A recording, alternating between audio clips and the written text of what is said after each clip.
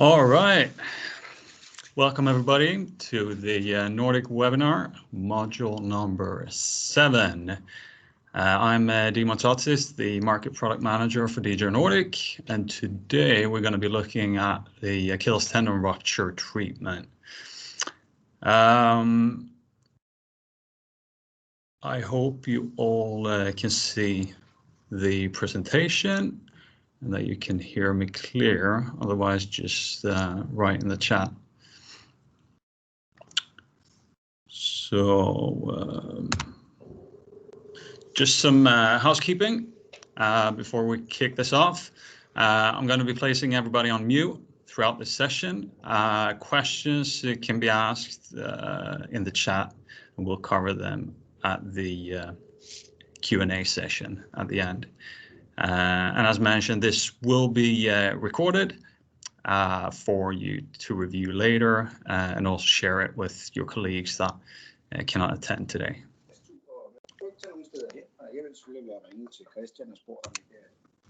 Let's see.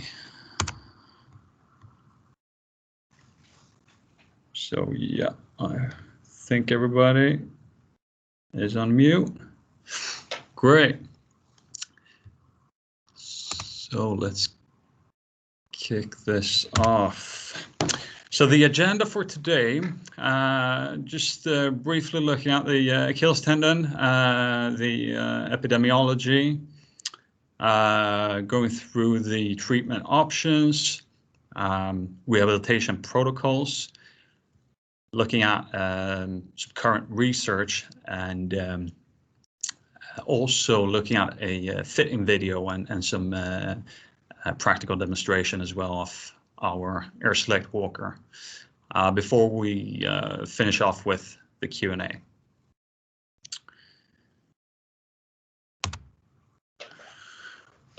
Right, so the Achilles tendon is the largest tendon in the body. It connects the calf muscle to the calcaneus, the heel bone. It allows for plantar flexion and standing on tiptoe, and it's vital for walking, running, and jumping. So although it's the largest tendon in the body, it's also the most commonly ruptured tendon in adult population, with an incidence of 10 to 40 per 100,000 people annually. It's much more common in male patients, 2 to 12 times more common, and the majority occurs during recreational sports. And on the slide here, you can see a breakdown of the different sports. So almost 70% are sport related. This is based on US numbers. So looking at basketball and football, being American football, is of course a big number in US. Here in Europe and in the Nordics, we would assume a smaller number on these two sports, and higher on racket sports and local sports such as handball and floorball.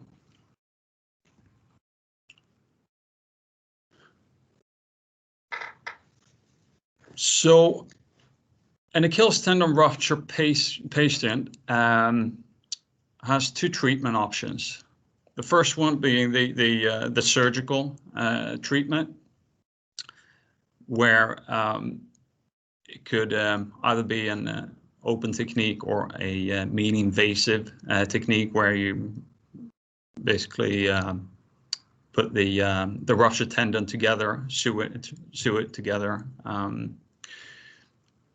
before then moving on with the post-operative treatment.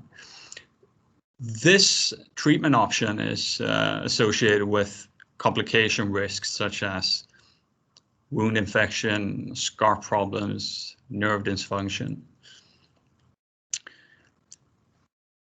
And the post-operative treatment is then either putting the patient in a cast or a functional brace, or a combination of those two. The other treatment option on the right-hand side is the non-surgical treatment, or the conservative treatment,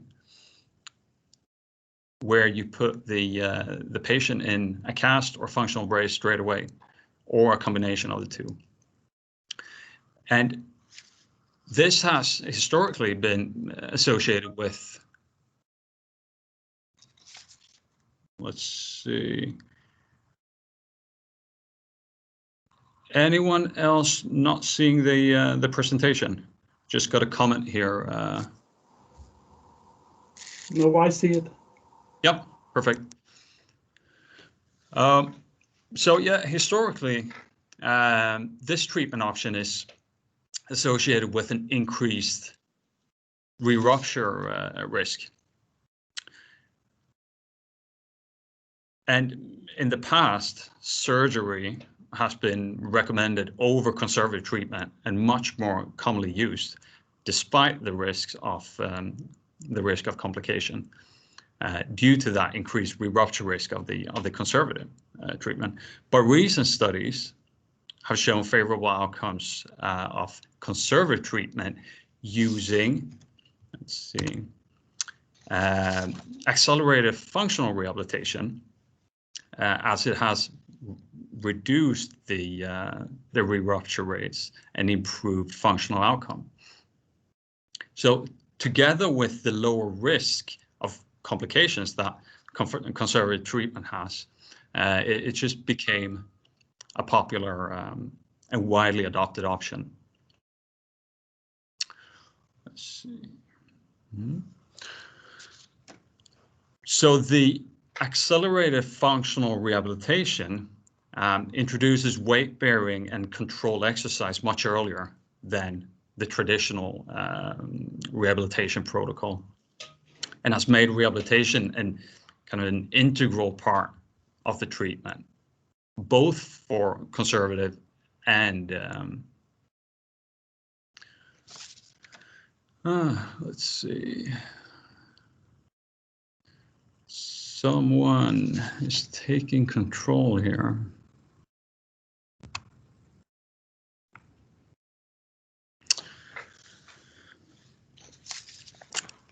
And of course, other factors do play in when choosing between the options, such as the level of and severity of the rupture, but also patient compliance. But we've clearly seen a paradigm shift the last decades.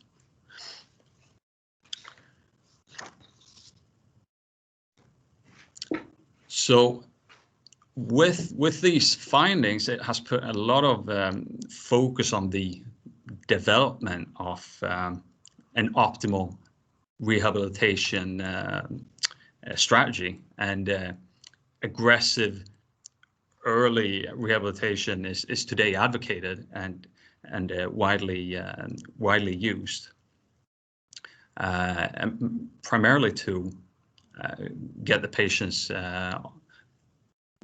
to return kind of an early return to activities of daily living, high patient satisfaction, and the functional improvement. So looking at the slide here, we can see that in the past we used the cast for 8 weeks with limited initial weight bearing, and then a gradual dorsiflexion as recasts were done, and this had a reduced re-rupture rate. But as new factors came into play, as patient satisfaction, we saw a change from an 8-week cast treatment to a 2 weeks cast. So the first 2 weeks, the patient were casted with limited weight bearing, and then followed by a 6-week walker period with gradual dorsiflexion and weight bearing. And today we see commonly used is putting the patient in a walker right away, and with a 8-week walker treatment, introducing weight bearing straight away, and then a gradual dorsiflexion. And this has been shown then to still have low re-rupture rate, a high patient satisfaction, early return to activities of daily living, and functional improvement.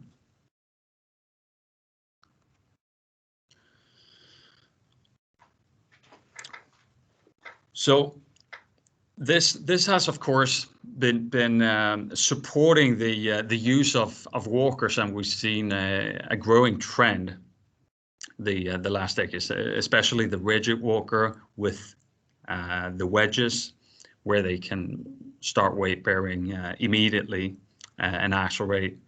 With the accelerated rehabilitation, they can return to activities of daily living much earlier compared to the traditional rehabilitation with a cast.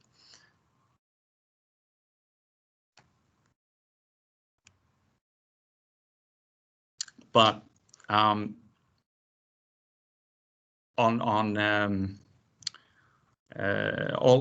although there is a broad consensus on the importance of early weight bearing, the angle of the ankle position has been a subject of debate. And some studies have shown that a less plantar flex position is not resulting in higher re-rupture cases, but the discussion has more been focusing on the elongation of the Achilles tendon, which is then characterized by hyperdorsiflexion and is then associated with plantar flexor weakness and functional deficit.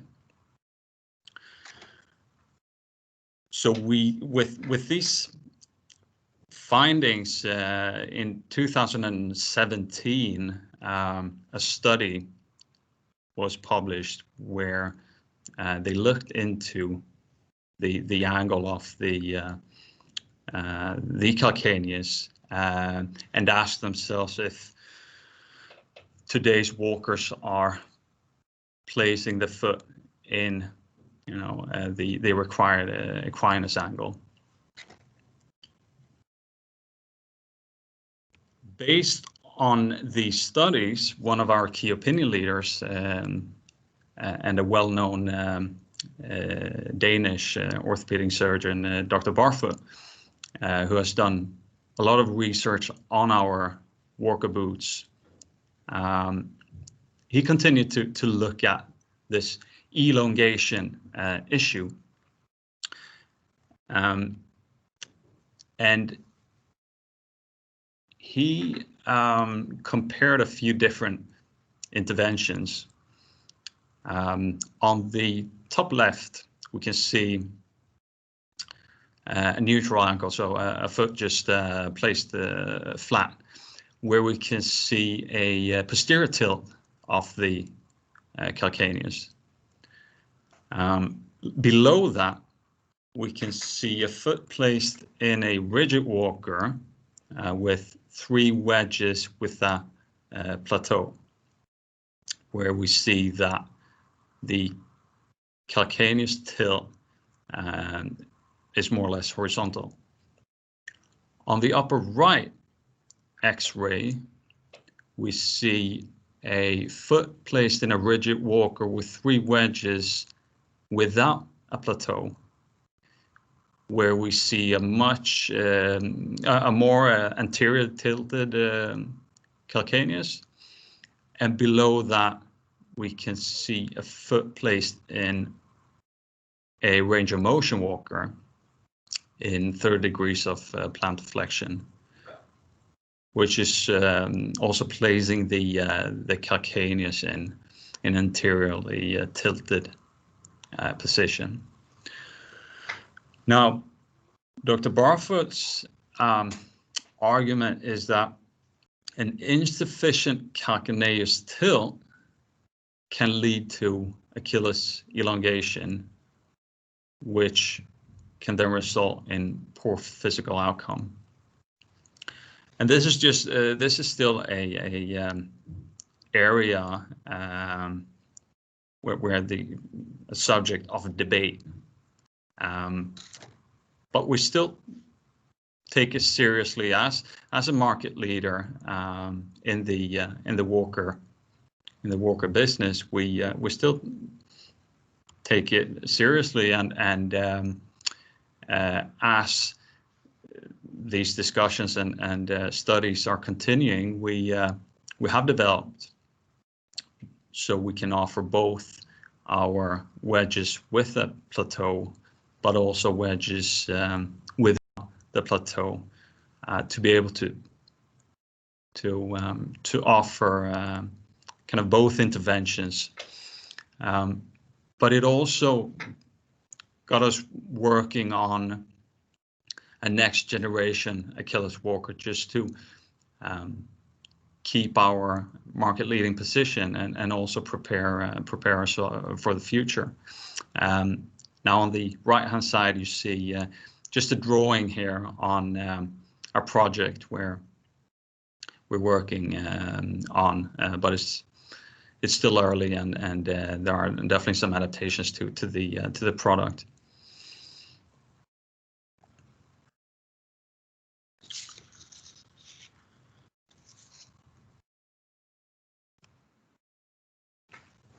So looking at the Aircast, the Air Select walker, which is the market leading walker and the most commonly used walker for Achilles treatment,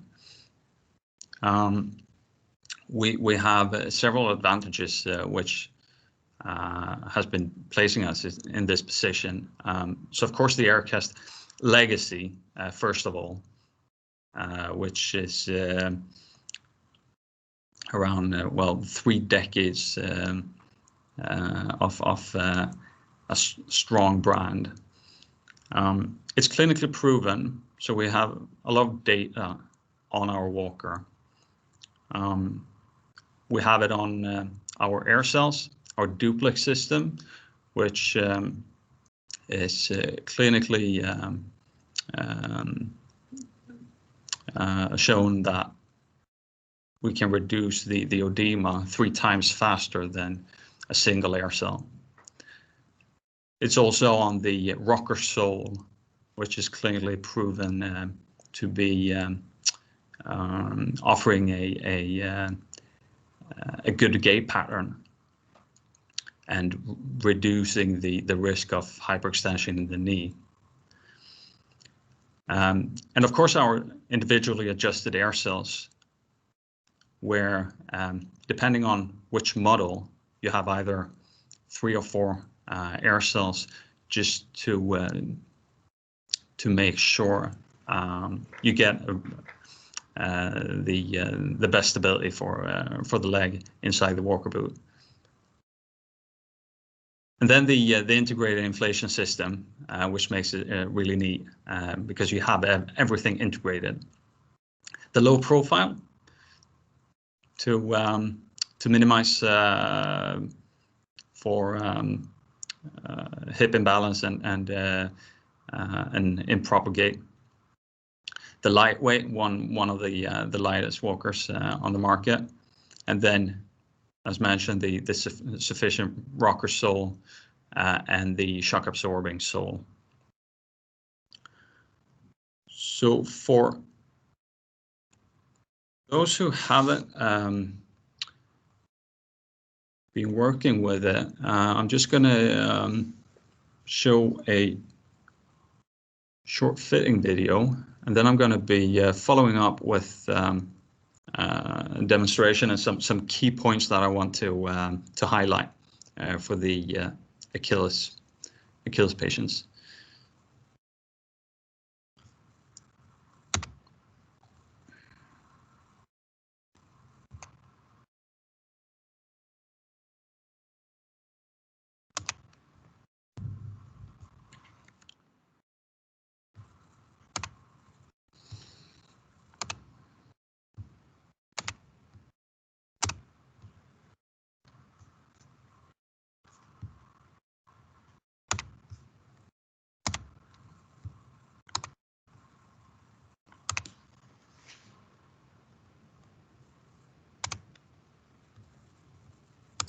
The Aircast Air Select Standard walking boot puts comfort, control, and healing in the hands of the patient with the most advanced pneumatic walking brace available. Using the Air Select Standard is as easy as 1, 2, 3, 4. Preparation, application, adjustment, and deflation. To prepare the Air Select Standard, unfasten the straps. Remove the front panel and open the liner. Before you apply the boot, you may want to slip on a cotton or cast sock to enhance the boot's comfort. Sit in a comfortable position. Place your foot in the boot with your heel against the back of the boot.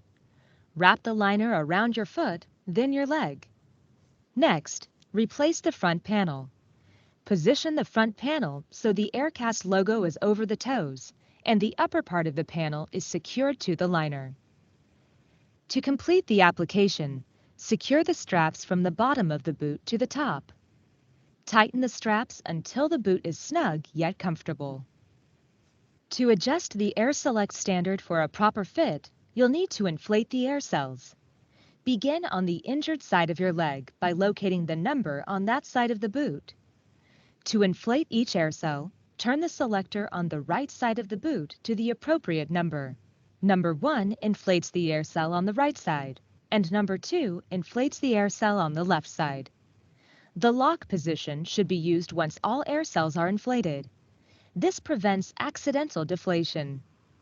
Once you've turned the selector to the appropriate air cell number, place finger over small hole on large inflation pump, and then press and release the large inflation pump on the top right side of the boot. Pump until the air cell feels snug but not overly tight. To inflate the other air cell, rotate the selector to the appropriate number. Place finger over small hole on top of large inflation pump, and then press and release the large inflation pump. Once again, pump until the air cell feels snug but not excessively tight. When both air cells are inflated, rotate selector to lock position.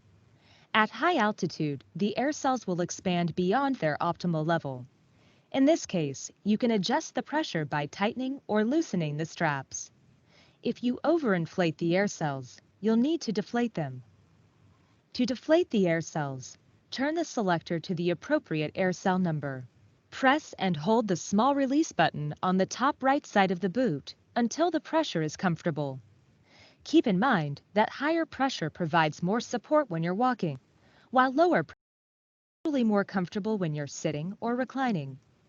You can also adjust the boot by tightening or loosening the straps. Always deflate the air cells before you remove the boot to ensure a proper fit when you reapply the boot. The Aircast Air Select Standard, the ultimate combination, designed for comfort, engineered for healing.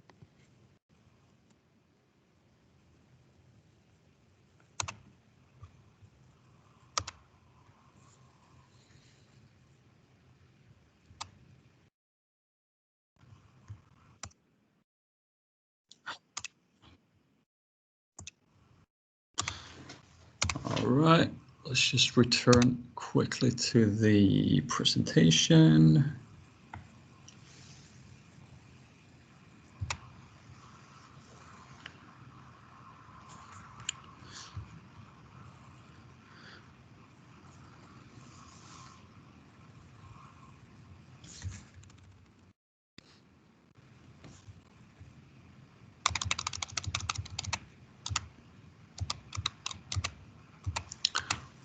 Right.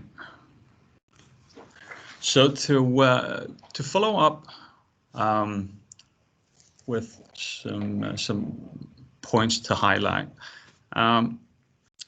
when using the walker for an Achilles tendon rupture patient, you will be using it together with the wedges.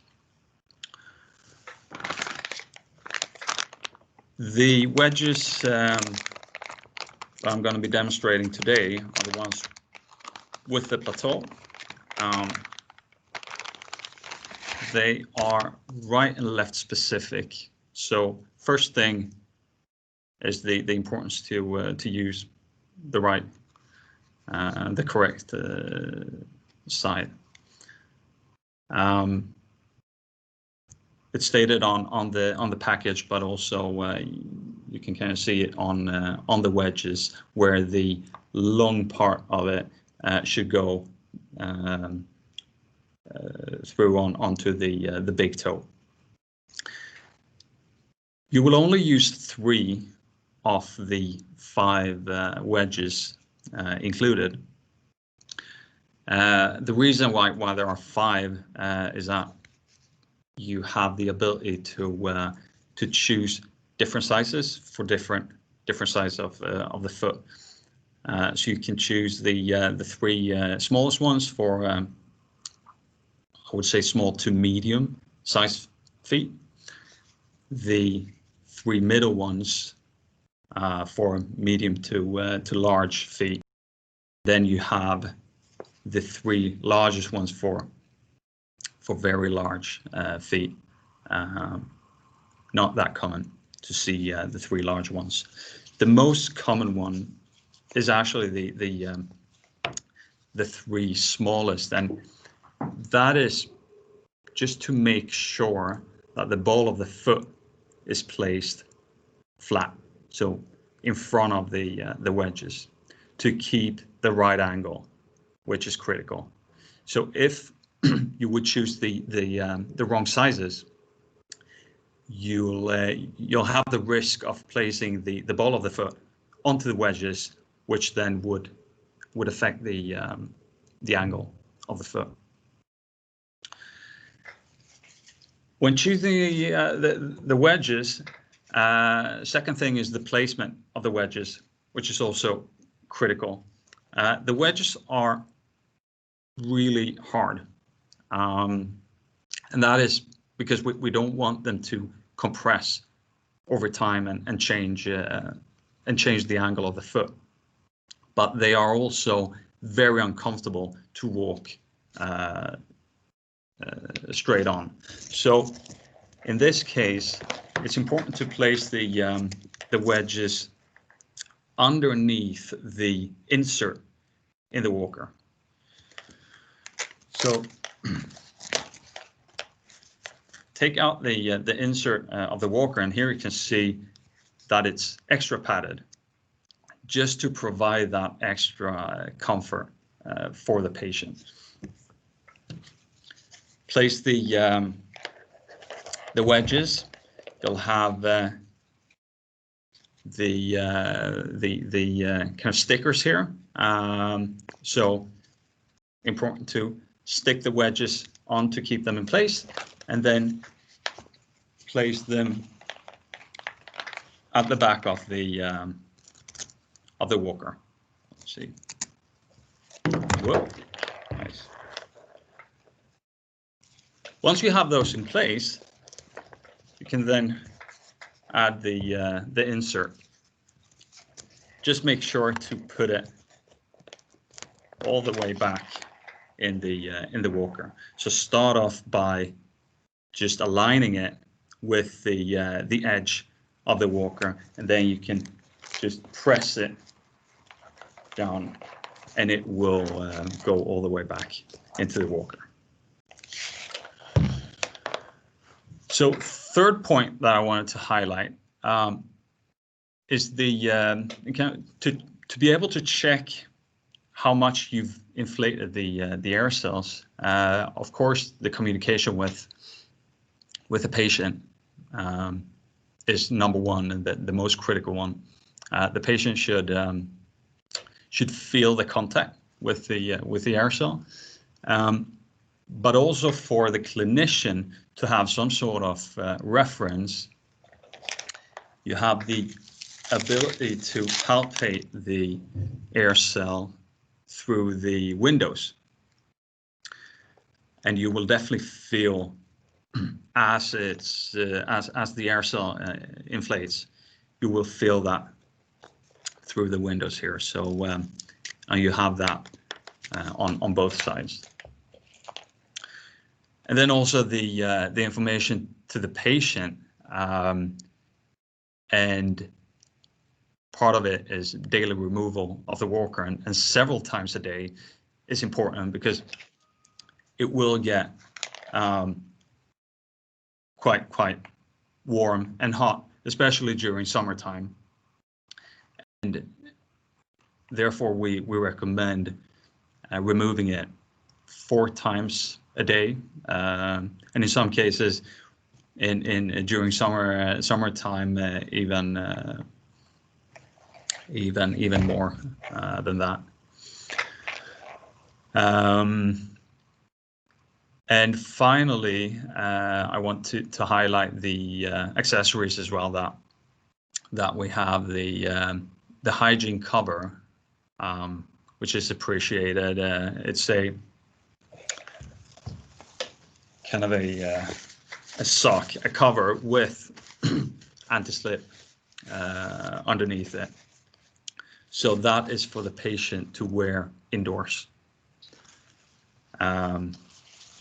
And then the shoe lift, just to balance the height discrepancy that, especially in the beginning, during the first weeks, with 3 wedges in the walker, it will be quite a discrepancy in height, and you can compensate that with the shoe lift on the contralateral side, just to reduce the risk of knee, hip, and back pain.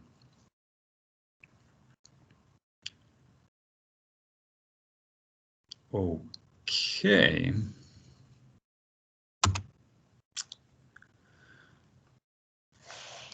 Let's go into Q&A. So I can already see a question here. So no pressure gauge like the original Aircast, so you can get the correct pressure for your neuropathic patients. So yeah, we still offer our diabetic walker with the pressure pressure gauge. So definitely that one. You have the neuropathic patients, the diabetic patients. Definitely go for that one.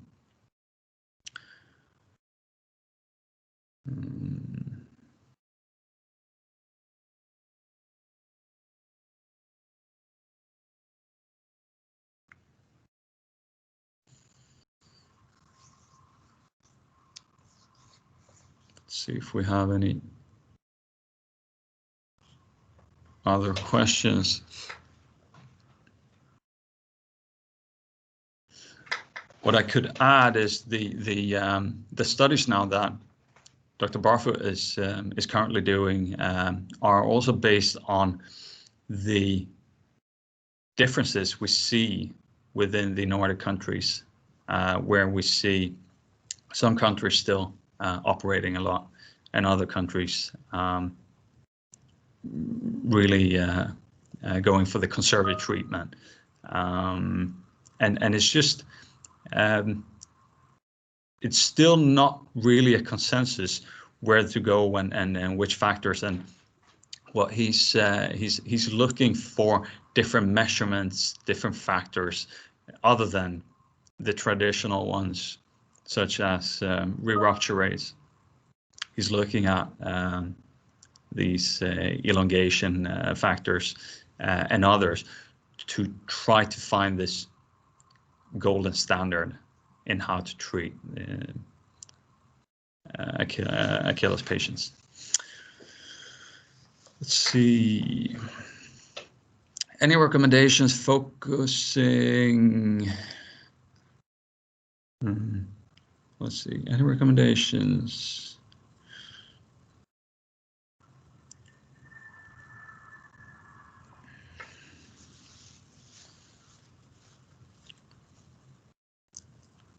Right.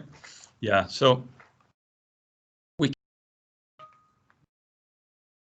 differing quite a lot as well between countries, but also regional hospitals. So after the Aircast walker treatment, of the most commonly 8 weeks. Some recommend just a small wedge, which you put in your shoe, in your regular shoe. Others would still do a build onto the shoe, just to raise the heel, and everything. All of those interventions are to get the to offload the treated Achilles tendon, to place the foot in some equinus and offload the Achilles tendon. But what a lot of the research shows is that even in neutral position, the patient doesn't run a big risk of getting a re-rupture. It should be a dorsiflex position that really creates the risk for a re-rupture.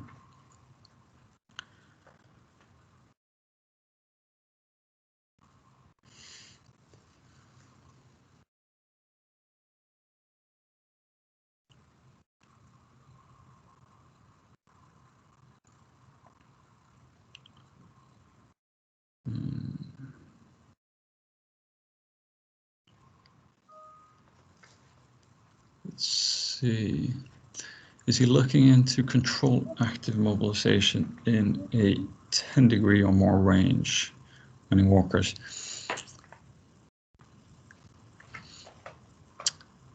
Yeah, so that has also been a subject of debate. If it should be a dynamic variable or factor into the walker treatment, and this takes us back to the range of motion walker as well, which was commonly used in the past, and in some cases it has been interesting again to look at, because that could lock a certain dorsiflexion position, but allow for some dynamic plant flexion. And the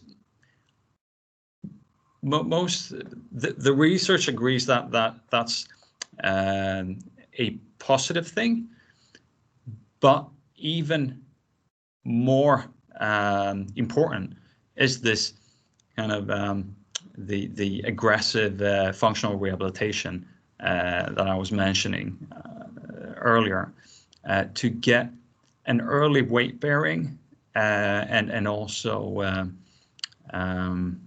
the movement, the control movement, which you could do in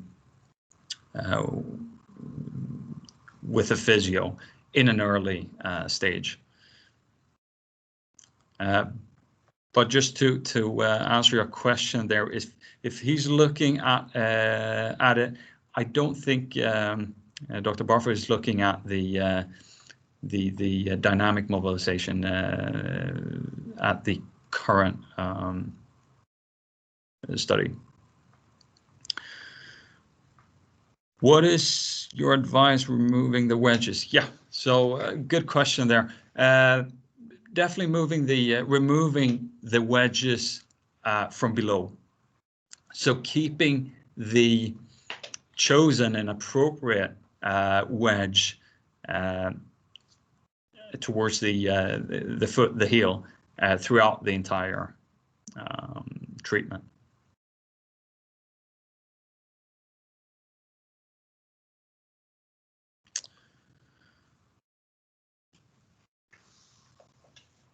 Good stuff. I hope you're happy with today's session, and I hope I was able to answer the questions. If it would if you would have any additional questions, then you can always reach out either to your local product specialist or straight to me.